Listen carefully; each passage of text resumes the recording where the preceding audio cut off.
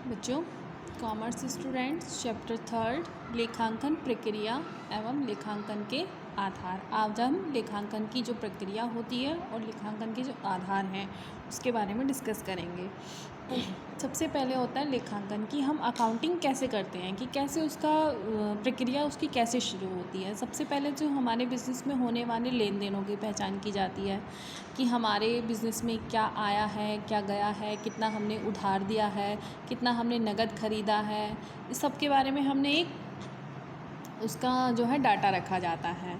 तो देखिए, लेखांकन प्रक्रिया लेन देनों की पहचान से आरंभ होती है। जो लेखांकन की जो प्रक्रिया होती है वो लेन देनों की पहचान से आरंभ होती है। उसके बाद लेखांकन का लेन देनों का अभिलेखन किया जाता है, उसका रिकॉर्ड किया जाता है, उसका वर्गीकरण, संक्षिप्तीकरण और किया जाता है। फिर वित्तीय विवरण तैयार करके उसका फाइनेंशियल स्टेटमेंट जो हम जब तैयार करते हैं फिर उसका एनालिसिस किया जाता है, उसका विश्लेषण किया जाता है, निर्वचन किया जाता है और संवहन किया जाता है। लेखांकन प्रक्रिया का अंतिम चरण ही लेखांकन की जो प्रक्रिया है उसका अंतिम चरण ही वित्तीय विवरण तैयार करना है। जो सबसे लास्ट में हमारा बनाया जाता है फाइनेंशियल स्टेटमेंट हम तैयार करते हैं। क्या क्या प्रक्रिया होती है लेखांकन बनाते समय। सबसे पहले तो हमारे जितने भी लेन देन हैं उसकी पहचान करना, क्या नगद है, क्या उधार है।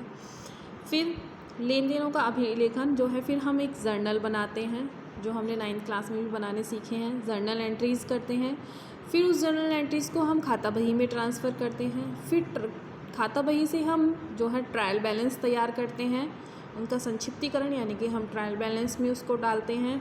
और फिर हम लास्ट में जो है फाइनल अकाउंट तैयार करते हैं यानी कि वित्तीय विवरण तैयार करते हैं। फाइनेंशियल स्टेटमेंट जो है हम तैयार करते हैं, उसमें हम 3 चीज़ें बनाते हैं।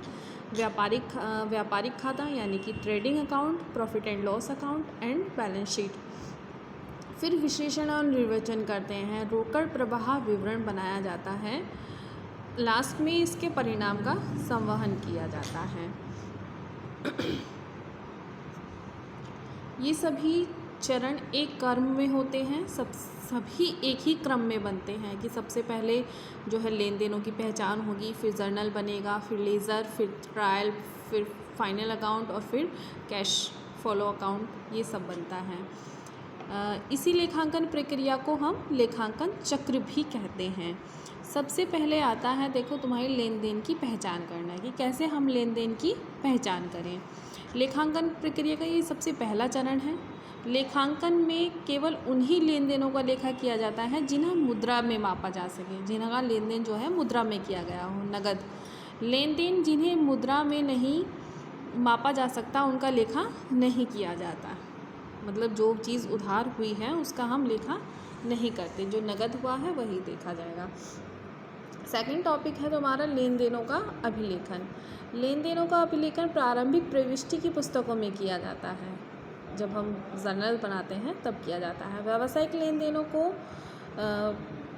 प्रमाणों के आधार पर सर्वप्रथम जिन पुस्तकों में लिखा जाता है उन्हें प्रारंभिक प्रविष्टि पुस्तकें कहते हैं। प्रारंभिक प्रविष्टि की पुस्तकों में रोजनामचा, जर्नल, सहायक प्रविष्टियाँ होती हैं, मतलब जर्नल बनाया जाता है। व्यावसायिक लेन देन को दोहरा लेखा प्रणाली के अनुसार एवं तिथि अनुसार लिखा जाता है। यदि व्यवसाय का आकार छोटा है, यदि कोई बिजनेस हमारा छोटा है, आकार छोटा है तो सभी व्यवहारों का लेखा रोजनामचा में कर दिया जाता है। और यदि व्यवसाय बड़ा है तो जर्नल का विभाजन करके उसको पुस्तकों में बांट दिया जाता है। इन पुस्तकों को सहायक बहियाँ भी कहा जाता है, हेल्पिंग बुक्स भी कहा जाता है। नगद लेन देनों का लेखा करने के लिए रोकड़ बही, जहाँ पे भी नगद लेन देन होगा तो उसके लिए हम रोकड़ बही बनाते हैं। और उधार विक्रय के लिए विक्रय बही का प्रयोग किया जाता है, उसमें उधार विक्रय लिखा जाता है ना। इसी प्रकार अन्य बहियाँ भी बनाई जाती हैं और भी अकाउंट बनाए जाते हैं, अदर अकाउंट्स बनाए जाते हैं। लेन देनों का लेखा जर्नल के स्थान पर सहायक बहियों में करने को पुस्त पालन की व्यवहारिक विधि कहा जाता है, बुक कीपिंग। लेन देनों का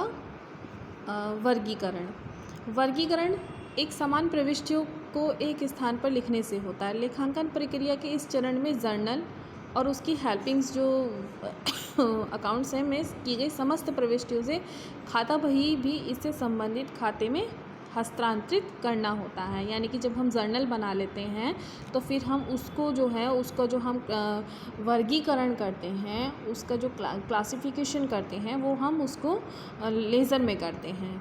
जब हम बुक्स कीपिंग से उसको लेज़र में बनाते हैं, सबका खाता अलग अलग बनता है।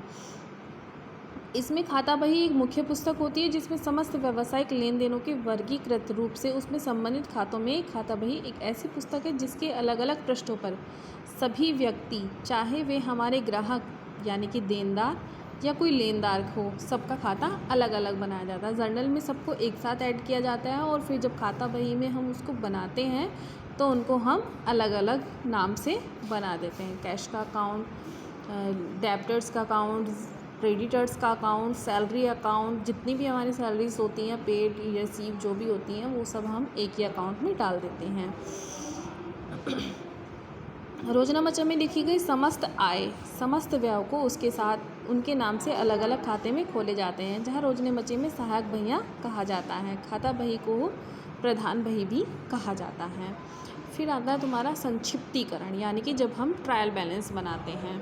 अब हम ट्रायल बैलेंस बनाते हैं वर्गीकृत, जो हमारे जितने भी अकाउंट्स हमने एक दूसरे को क्लासिफिकेशन पे किया है, सबको अलग किया है, उसको हम जो है ट्रायल बैलेंस में डालते हैं। वर्गीकृत व्यवहारों के आधार पर खाता बही में जो खाते तैयार किए जाते हैं उनका शेष निकाला जाता है, बैलेंस निकाला जाता है। शेषों की सूची को एक कागज़ पे उतारा जाता है जिसे परीक्षा सूची या तलपट कहते हैं, जिसे हम तलपट कहते हैं। खातों के डेबिट शेषों को तलपट के डेबिट पक्ष में तथा क्रेडिट शेषों को क्रेडिट पक्ष में दर्शाया जाता है। जो डेबिट के शेष हैं खाते के, वो डेबिट में, और जो क्रेडिट के होते हैं वो हम क्रेडिट में करते हैं। यानी कि जितने भी हमारे खर्चे होते हैं वो सब हम डेबिट में डालते हैं और जितने भी हमारे इनकम्स होती हैं वो सब हम क्रेडिट साइड में डालते हैं।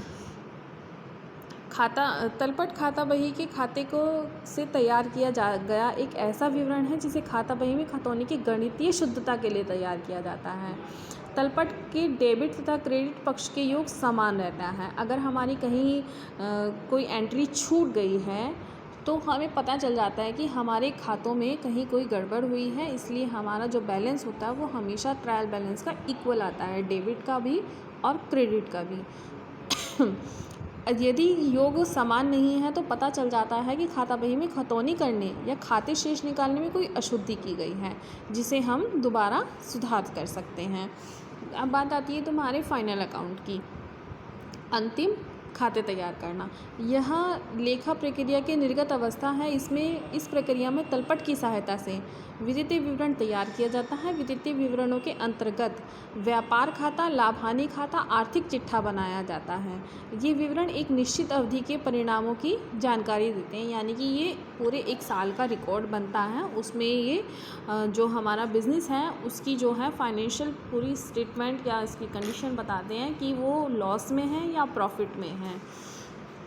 इसमें 3 अकाउंट बनाए जाते हैं। व्यापार खाता, जिसमें सकल लाभ और सकल हानि ज्ञात की जाती है, ग्रॉस प्रॉफिट और ग्रॉस लॉस किया जाता है। फिर बनाया जाता है लाभ हानि खाता, इसमें शुद्ध लाभ और शुद्ध हानि की जानकारी होती है। और फिर लास्ट में बनाया जाता है आर्थिक चिट्ठा, जिससे हमें पता चल जाता है कि वित्तीय स्थिति कैसी है। इसमें भी 2 पक्ष होते हैं, दायित्व पक्ष और संपत्ति पक्ष। विश्लेषण और तथा निर्वचन। इस प्रक्रिया में वित्तीय विवरणों का विश्लेषण व निर्वचन किया जाता है। लेखांकन अनुपातों की सहायता से व्यवसाय की तरलता, शुद्धता, क्षमता, लाभता का पता लगाया जाता है। रोकड़ प्रवाह जानने के लिए रोकड़ प्रवाह विवरण बनाया जाता है। परिणामों का संवहन। ऐसे अनेक व्यक्ति होते हैं जिनका व्यवसाय तथा प्रत्यक्ष और अप्रत्यक्ष हित होता है, जैसे व्यवसायी, प्रबंधक, लेनदार, ऋणदाता, सरकार। ये व्यवसाय के परिणामों को जानने के इच्छुक होते हैं कि व्यवसाय का क्या परिणाम निकला है। लेखांकन की इस प्रक्रिया को विशेषित वित्तीय विवरणों को इसके उपयोगकर्ता तक संवहित किया जाता है। ये कार्य पेशेवर व्यक्तियों द्वारा किया जाता है। आज के लिए इतना ही। कल हम पढ़ेंगे लेखांकन के आधार।